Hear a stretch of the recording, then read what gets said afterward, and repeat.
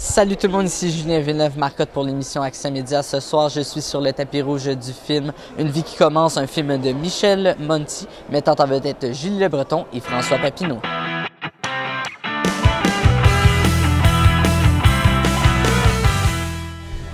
L'histoire du film, c'est l'histoire d'un garçon de 13 ans, en fait, qui, son père disparaît de sa vie subitement.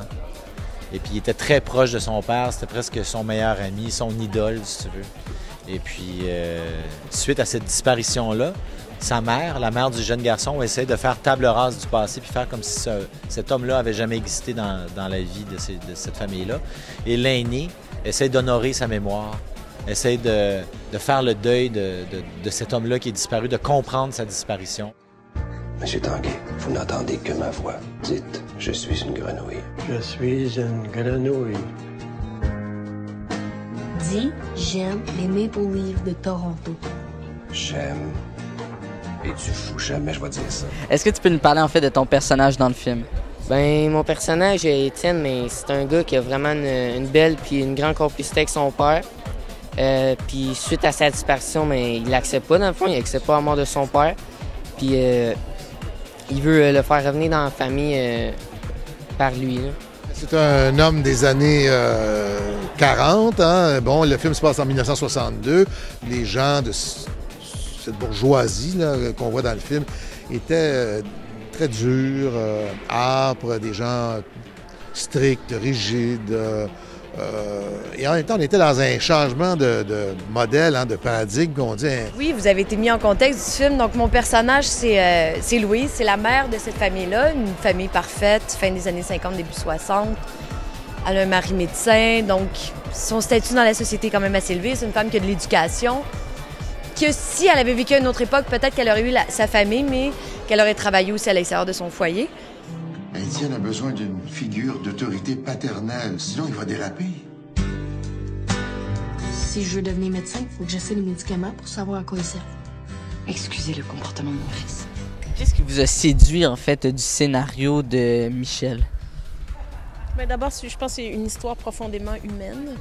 C'est une histoire d'une famille, un beau trajet. C'est quand même très lumineux comme histoire, malgré les événements dramatiques qui se passent dans l'histoire. Donc, je pense que c'est à la base, c'est très humain.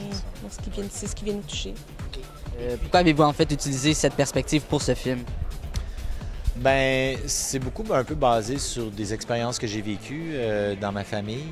Et moi, je pense que des films qui mettent en scène des enfants ou des ados, ou peu importe, là, moi, j'ai toujours été très touché par ça.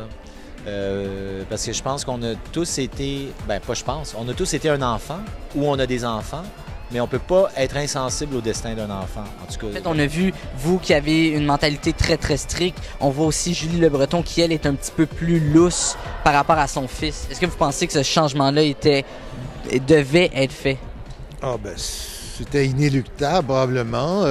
C'est l'arrivée de la modernité, là, comme on dit. Et puis, le vieux monde que je représente va disparaître et ne reviendra plus.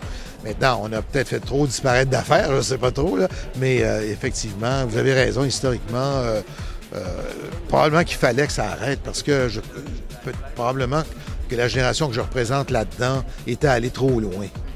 Si vous aviez été en fait dans la peau du personnage, est-ce que vous auriez réagi de la même façon qu'elle a réagi? Et j'aurais peut-être fait preuve d'un petit peu plus d'ouverture avec mes enfants. Je pense que j'ose croire que si jamais je me retrouvais dans une situation comme celle-là, ben je discuterais avec mes enfants de ce qui est arrivé au lieu de faire semblant que c'est jamais arrivé.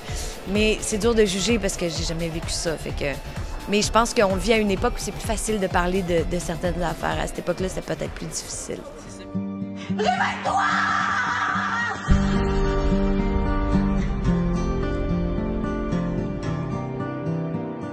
Pourquoi il est mort, papa? Il est mort d'une crise cardiaque. Il était malade puis on le savait pas. Faut pas se fier aux apparences. Le film Une vie qui commence se prendra à l'affiche le 21 janvier et on vous invite à visiter notre site internet au www.jvmproduction.com.